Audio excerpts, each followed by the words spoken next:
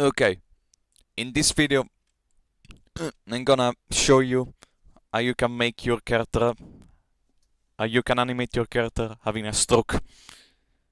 Why am I making this video? I don't know.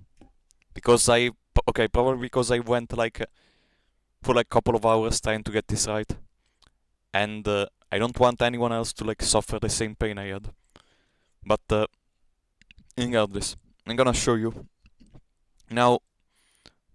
This is a very complex animation also because there's like more stuff happening on the ground, but you mainly wanna focus on the head spinning part because that's the part that kinda give me more problems on how I could get this right. And now you can think like it's very easy to make, just you know, start with pose 1 and then animate like every keyframe, so you can so it feels like his head like spinning. Whoops. So pose 3. Every quarter of a frame you can have a different position, and then we go back to the initial position.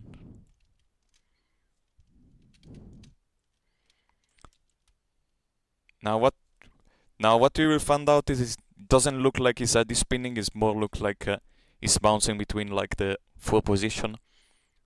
This looks very snappy and unrealistic,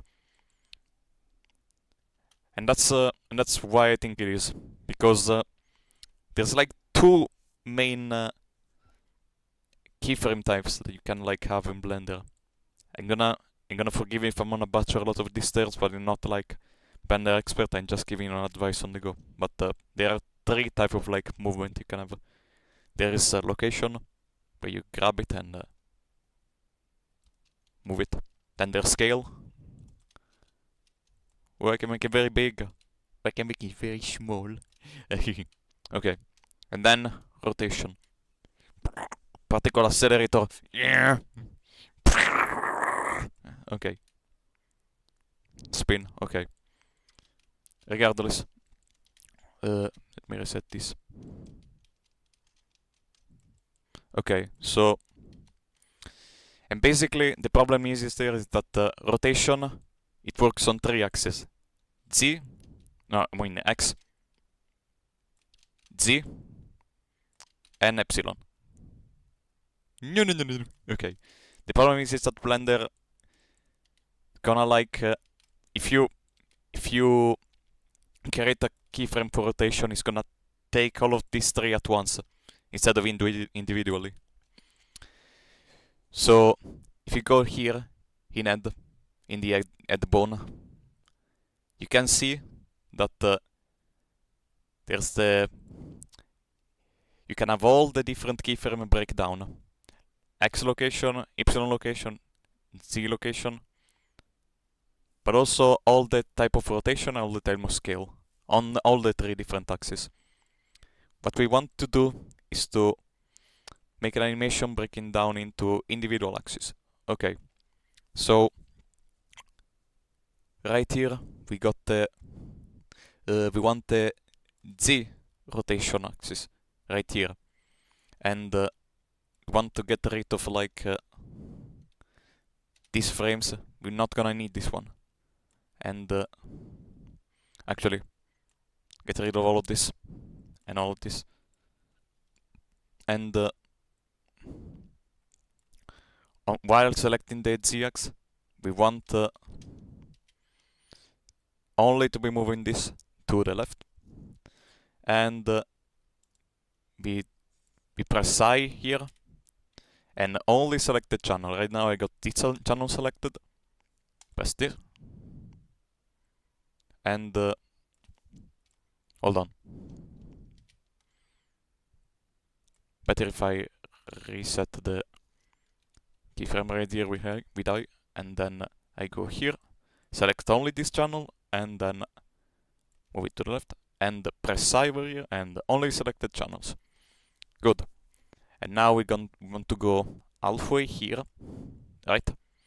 And move it all the way over here. And again, only select channels.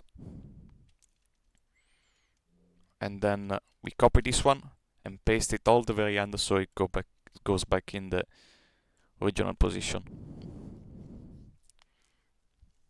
Nice. Okay. Now we want to do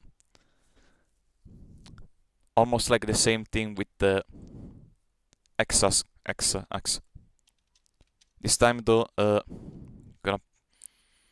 I want to like not having like exactly on the same like axis here. I want to vary things a bit. So right here I go to the x rotation x and go.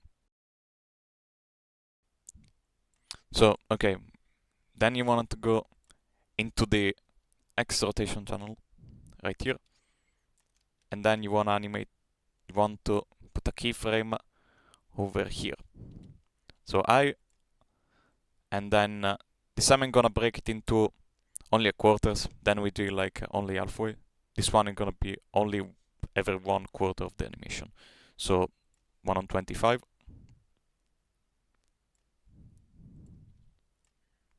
1 on 50.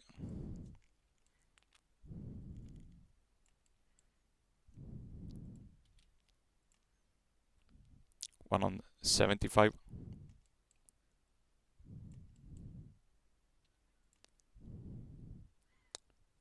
And then copying again the initial one.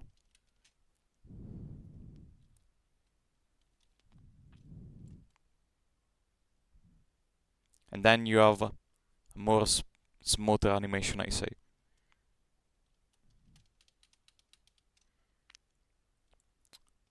And then you have it, mostly, I say. Still can do with some improvement, but I say it's mostly accurate.